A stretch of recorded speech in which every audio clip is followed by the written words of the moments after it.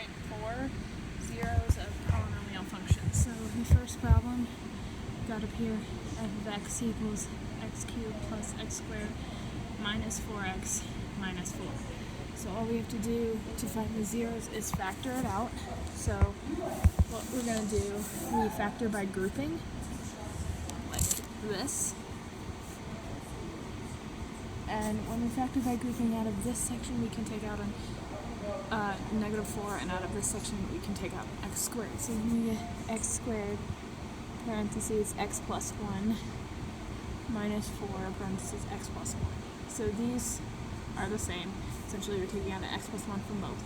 So then we combine the x squared and the negative 4, and we get x plus 1 times x squared minus 2. And then this becomes x plus 2, x minus 2, if you factor it out. And then all we have to do is set these equal to 0. So if you set x plus 1 equals 0, you just switch the sides, x equals negative 4. And then up here, and then obviously for positive negative 2, it's the same process.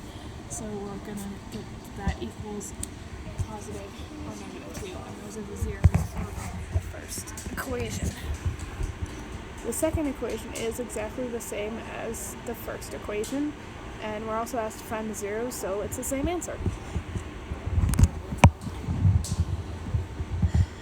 Next, again, we need to factor, and once we factor, we get x squared plus 3x minus 6 and x plus 1. So we set this equal to 0, and we get x equals negative 1. And then for this one, we have to bring it over here and do the quadratic formula. And so we go through all this mess, which ends up giving us x equals negative 3 plus or minus the square root of 33 over 2. And so separate that out into it's a negative equation and a positive equation, and those are our zeros. And then there's our other 0 at negative 1.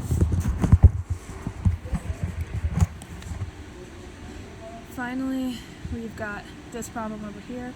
Again, we're going to factor. We get x minus 2, x plus 2, and then x squared minus 2x minus 1 equals 0. So again, with this one,